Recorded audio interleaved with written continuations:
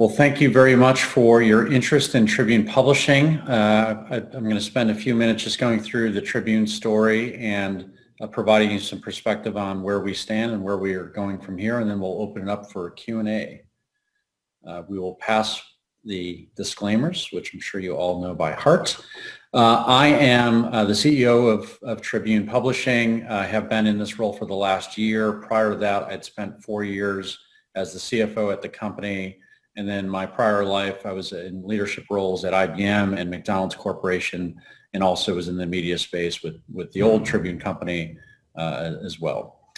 In terms of our company, we're essentially a host of a number of premium and trusted brands in key and large markets across the United States, including the Chicago Tribune, New York Daily News, the Baltimore Sun, Hartford Courant, properties in Florida, Virginia, Pennsylvania, and national properties, the Tribune Content Agency, and the Daily Meal.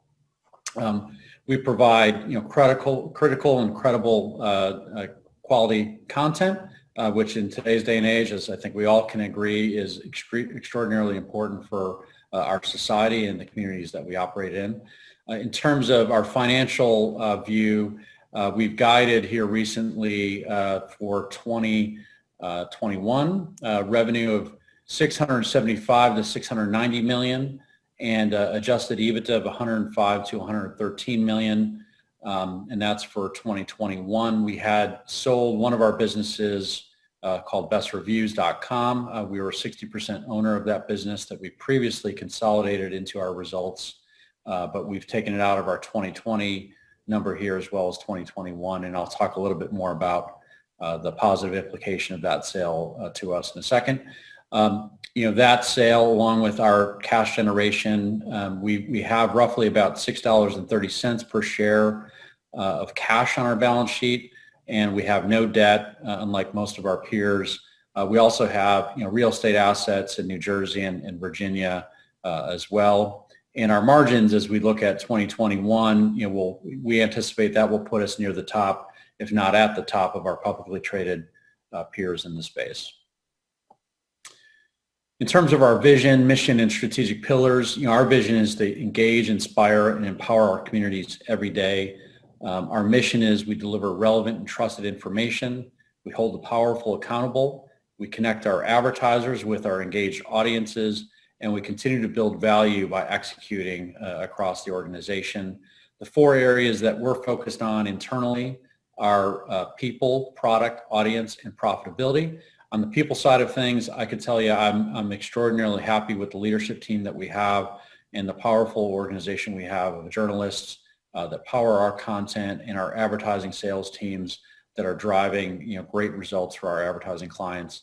On the product side, we continue to invest in making sure we have the best experience possible for our consumer. We've spent a lot of money on capital and a lot of OpEx on this over the past several years, and a lot of those investments are starting to pay off starting in 2020 and into 21 and beyond.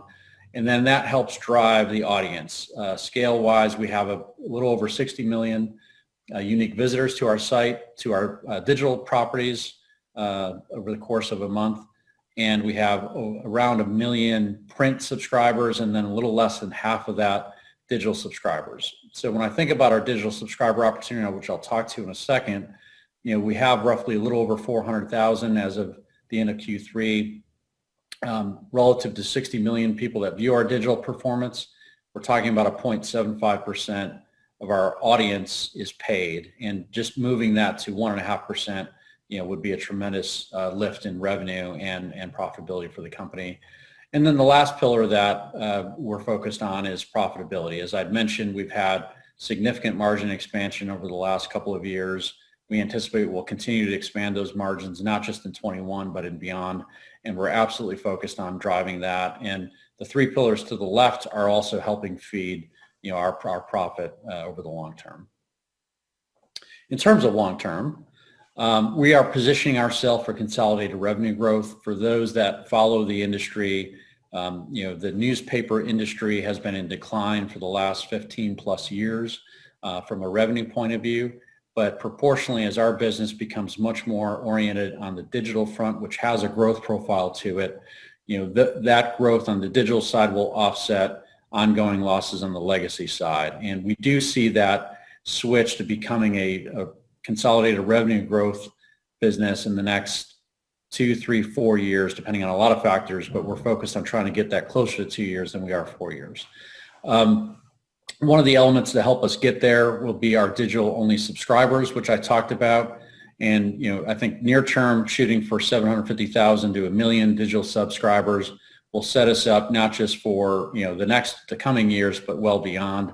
Most of our assets have been around for 100 years, some as many as 260 plus years. And what we're really focused on is not just helping deliver results for this quarter or this year, but helping secure these franchises for the long term. And the digital subscriber portion of that will be a key contributor to that. And then also we'll have this opportunity to continue to expand margins, mostly from taking high cost legacy revenue, shifting to low cost digital revenue. And so we'll see margin expansion over the long term as well.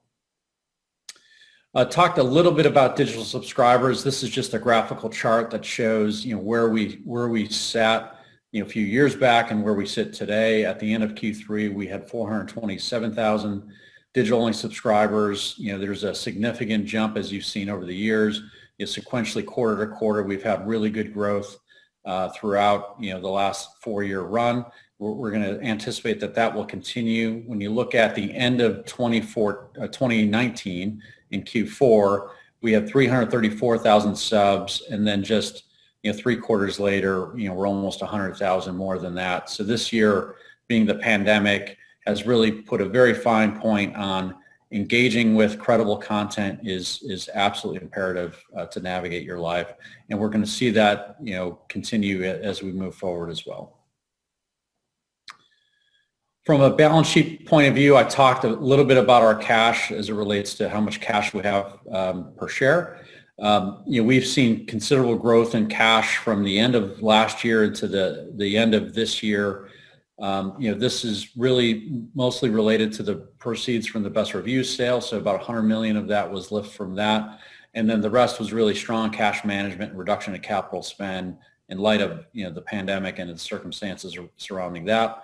Of the 230 million, 30 million is restricted cash, but certainly we could free that up through an ABL or other, but given we don't have any liquidity concerns, there's no need to do that. And we had a small amount of debt of 7 million related to a capital lease, and that is effectively been fully paid off. So a lot of cash, no debt.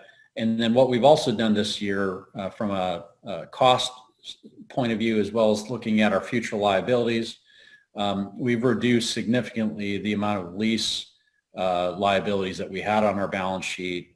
As we navigated through the pandemic, we've condensed our real estate space quite a bit. And so that's also, saved us money near term, but also was able to allowed us to restructure and exit a lot of from the future liabilities that we see. So financially, we're in really, really strong position. So as I think about the investment thesis as I wrap up here, we're a set of premium and trusted brands in large markets with national reach. We provide critical quality and desired information to the communities we serve. And right now, more than ever, credible content is extremely important. From a financial point of view, again, we've got $6 plus of cash on our balance sheet, no debt, a low amount of lease liabilities in the future. We have real estate assets in Jersey and Virginia. Our margins will trade us at the top of our peers. And then the digital subscriber revenue growth that we've seen, also we've been outperforming our peers on this metric. And we think that profile is going to continue to help our business over the long term. And then in terms of opportunities for the longer term holders, we think there's a lot of opportunity from a multiple point of view. Where we trade relative to our peers, we're at the low end, and given the margin performance that we've had, the digital performance that we have versus our peers, there's really no logical reason for that discount. So we think there's opportunity and upside there. Secondly, as we think about the profile of the business, right now we're on a newspaper company multiple. Over the next few years, as we make that transformation and transition to a digital profile, there's an arbitrage opportunity of trading newspaper multiples for digital company multiples. And you can look at other companies like BuzzFeed, The Athletic, while private, the valuations associated with them relative to the content and the revenue that they generate versus us. Again, there's a lot of opportunity for us to kind of expand multiples, quite a bit. And then the last point is, while there's the timing of this and the amount of this is certainly have a lot of uncertainty, there is momentum to jointly negotiate with Google and Facebook to ensure that we're properly rewarded for the content we generate and essentially the revenue that they generate from our content. And we're behind. Our industry has always been behind music, TV, and film production in terms of royalty and rights of use. And so we think that there's an opportunity for us to get a greater share, not just us, but our industry. In countries like Australia and France, there's been legislation passed that has pushed through and forced those companies to share more revenue with the news content providers. And we're confident that we're seeing momentum in Canada and hopefully soon in the U.S. That transition as well. So with that, we'll turn it over to Q&A, and thank you for your interest. Thanks, Terry. And so just as a reminder for our viewers that if you want to ask a question, there's a little bubble icon in the lower bottom right-hand side of your screen. If you want to just press that and type in your question, I will get to as many of those questions as I possibly can in our time allowed. Terry, so I have a few questions. It was incredible, actually, to see that you raised cash flow guidance and performed so extremely well during the pandemic. Whereas most of the other media companies were struggling given such drastic fall off in advertising. They struggled to maintain cash flow, but your company excelled. And I was just wondering if you could just give us your thoughts on how you were able to manage to show cash flow as strong as you did during that difficult period of time. Yeah, absolutely. It was certainly our leadership team really rallied around it. If you think back to the pandemic, kind of the peak concern hit, I think March 11th was a date that we won't forget, where it started with Tom Hanks and Rita Wilson disclosing they had COVID, and then that moved into the NBA season shutting down. And so that day was very pivotal, not just for the country to rally around this, but for us as well internally. And so for us, we really focused on a handful of things. First was making sure our employees were safe. Our employees were determined, not at that time, but later, as essential employees, to make sure that we're providing the information to our communities. And so having our employees safe was number one. I think second, I think we had to acknowledge and really embrace the role that we can play in help navigating through this COVID. A lot of information being shared, some of it misinformation, some of it legit. For us to have credible information to our communities that could save lives was absolutely imperative for us to be focused on. And so that's what we really embraced.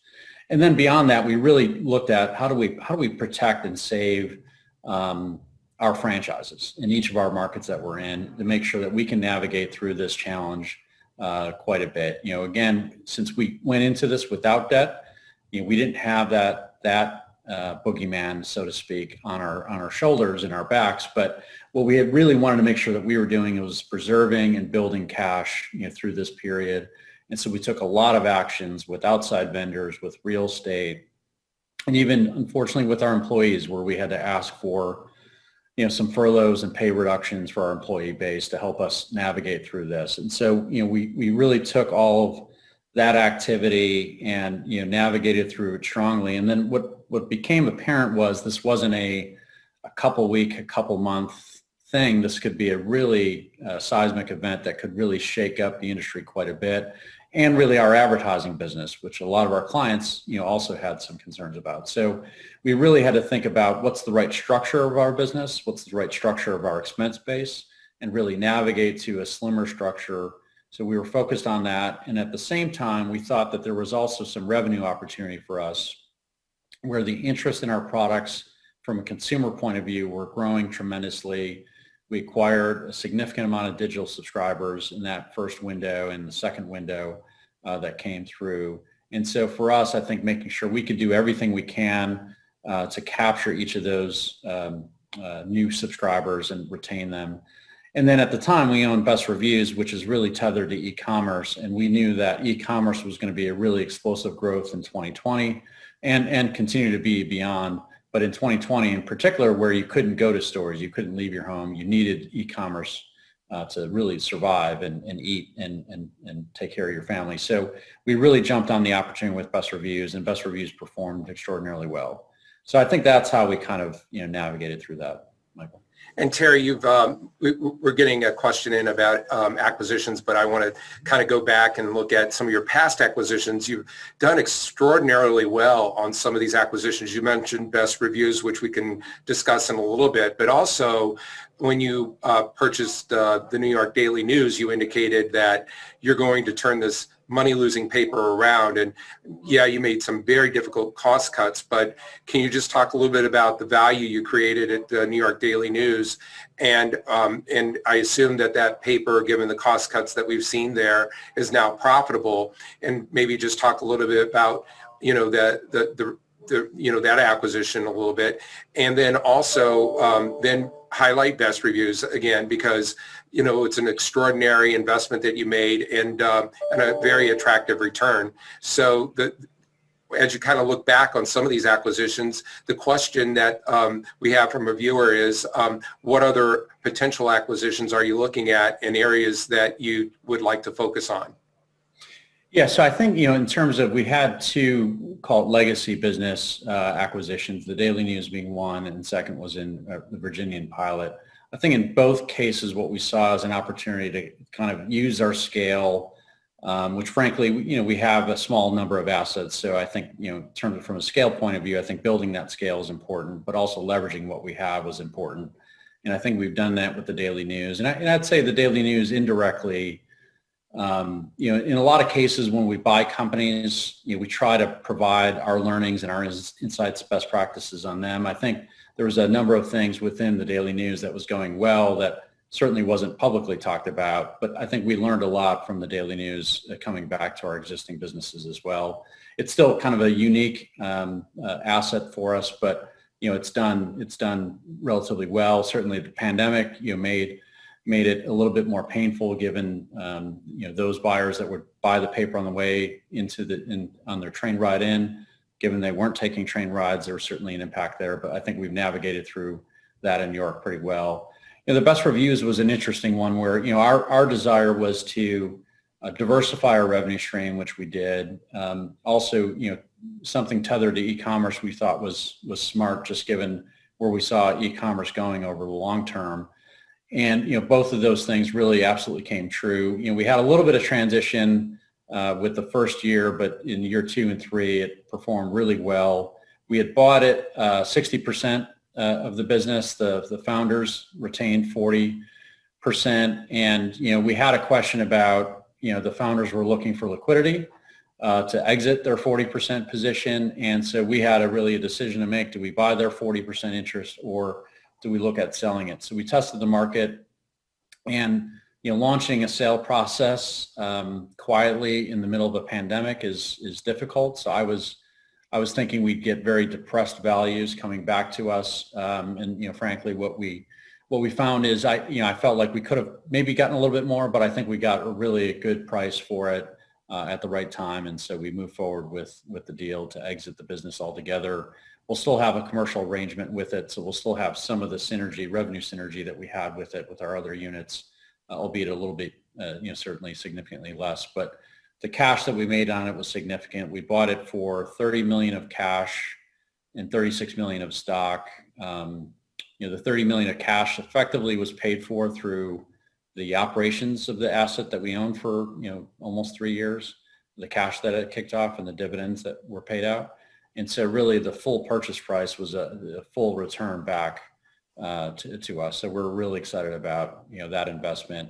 In terms of future investments, I think we'll continue to look at legacy things opportunistically. Strategically, we'd like to look at other digital opportunities, and whether it be other commerce related properties or other things that kind of can leverage our scale at Tribune, we'll certainly consider. One of the things that you had indicated, Terry, in both of that acquisition of Virginia Pilot and also the New York Daily News, that you actually acquired a lot of real estate. Can you give us a sense of what you think that the real estate might be worth? And I know that you have some real estate at Virginia on the market now. Do you have any sense of the range or what that might be worth at this point? Yeah, so we've got a property in Virginia that is mid single digit millions of value. We've sold a couple of pieces of the property that we acquired with it already, and so what's left is kind of in that range. And then in terms of New York, this is kind of a really big question for us. It's a great property. It's a large footprint. It's 450,000 square feet, I believe, in New Jersey. And effectively, it's got skyline views of Manhattan, Statue of Liberty. And so I think if that's rezoned, that could be a very significant windfall of money, for a commercial developer. That will take some time to get the zoning changed and the neighbors to kind of also agree to a zoning change that kind of you make that more commercial and residential. But we think that there's a lot of value there longer term. Again, the timeline for that, that could be a 5-10 year cycle. Shorter term, that property is probably worth, 25 to 50 million, probably 60 million, that we could probably flip it for if we were to sell it today.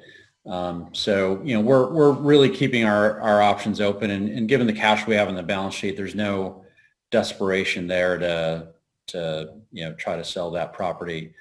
We also have, in addition to printing the Daily News, we print 100 other titles there as well. So we're a commercial printer for a lot of people as well. So there's really no urgency to try to flip that property at this time. So I think there's some big values there. It's just it'll take a little time to materialize. And Terry, you talked a little bit about the digital transition, as that will probably help the stock valuation as well. What's really interesting is that, of course, because the COVID thing, your digital businesses were quite significant, and you would think you're almost there already.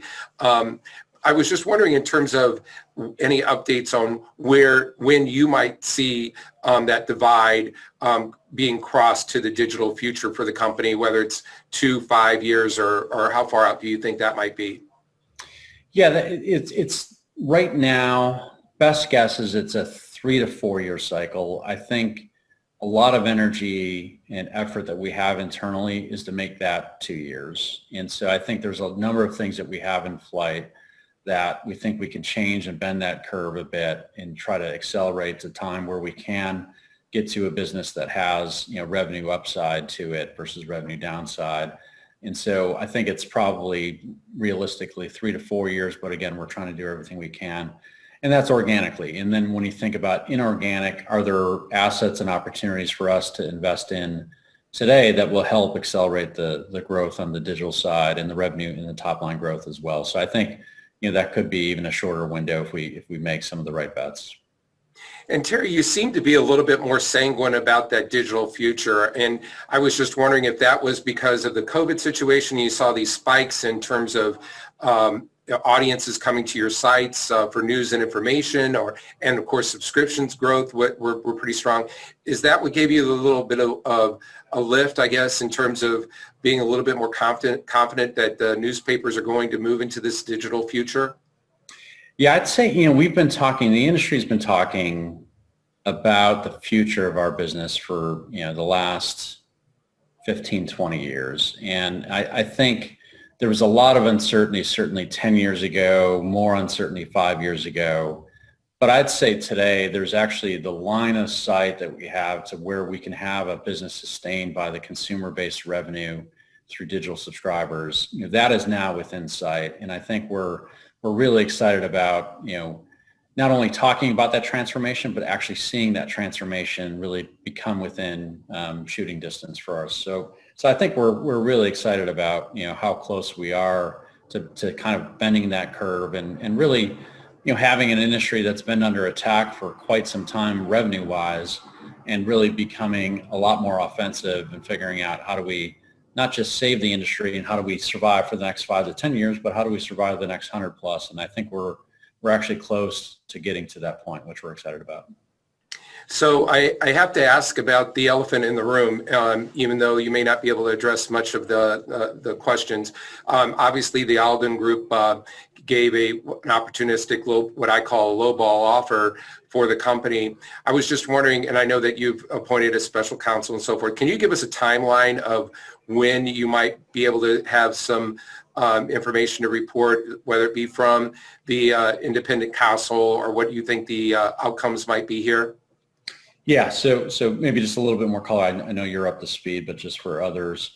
So we received an offer mid-December. Shortly thereafter, we formed a special committee of the board who then engaged outside counsel and financial advisors to help guide them through the process. The work of the committee, which I'm not on, remains ongoing, and it's probably not prudent for me to talk about or speculate the timeline and the process itself. But the thing that I'll say is, as CEO of the company, I feel like my leadership team, our leadership team at Tribune, is really focused on making sure we're delivering value day in, day out. Whether or not this deal happens or doesn't happen, we're all about trying to drive the best value for all of our shareholders. And so I think we're absolutely focused on kind of achieving short and long-term success.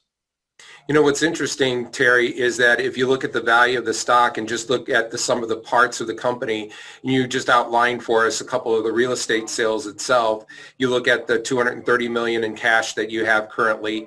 And if you look at just your past asset sales, whether the California newspaper group, for instance, that you sold for $500 million, and look at some of the franchise newspapers that you have, it would seem to me like, and you can come up with your own analogy, but you could easily get to a number that is above $20 per share in terms of value.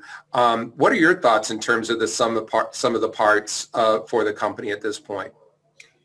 Yes, I think as you articulated, I think there's a lot of value with each of our individual assets. Certainly there's a lot of synergy we have across them. And so I think, the dyssynergy of selling is a little bit of a pain. And certainly there's some tax implications we'd have to sort through. So I think, functionally trying to sell each of the parts off probably wouldn't be prudent, but from a valuation point of view, there's certainly in aggregate, it's very clear to me that there's a lot more value individually than there is kind of collectively from a market price point of view at this time. I'd say the other thing is, you could slice the business a few different ways, whether it's by property or even if you just took our digital subscriber business alone, and you look at a company like The Athletic, who is really all about digital subscriptions, nothing else. The valuation that they have for that asset, I hear, astounding numbers that are well above our market cap. And, frankly, our digital sub business is not too far off from what their digital sub business is. And so I think just that slice of our business alone is a very valuable asset. And then you've got the $6 a share, for plus in cash. And so I think that there's, lots of ways to cut at, we're undervalued for sure. Yeah, and if you look at, obviously they were spurred away from the Gannett. They tried to buy Gannett. And by the way, Gannett just raised their revenue expectations for the fourth quarter. But I guess, would this drive you to maybe look at acquisitions, maybe to, seek other opportunities that might have some synergies and maybe some accretive growth aspects to it? Or do you think that it's more likely that you might look at just buying them out, which may not be as shareholder friendly? Yeah, I think, I think capital allocation is something that we talk about certainly in the boardroom quite a bit. I think there's been a lot of paths that we could have gone down. I think we want to be very prudent. We don't want to overreact. We don't want to be, too aggressive on the acquisition front. I think while I believe there's a lot of great digital assets out there for us to buy, where we trade at versus where the digital pieces trade, the digital companies trade at, are completely different. And so I think we've got to be very prudent with the shareholders' money when we go down that path. And so I think I've been probably a little bit more conservative than maybe some others on making some bets. I think I'm probably more in the mind of making some small to medium-sized bets versus a large bet. But But again, the payback on those have to be, pretty certain for us to move forward, because it's not, it's not a casino odd system. So I want to make sure that we've got something that we're really confident that we could, when we buy it, we're going to add value and it's going to drive value for our shareholders. So that's kind of what we've been focused on today. Well, Terry, I'm out of questions right now, and I want to thank you for participating today. You've done a great job, and it's surprising at how well the cash flows have been coming in, and the fact that you've raised the guidance has been extraordinary, and especially in a difficult time. So congratulations to you and your team. And again, thanks for participating today. Well, thank you for having me. This is great. Thank you very much. Thank you.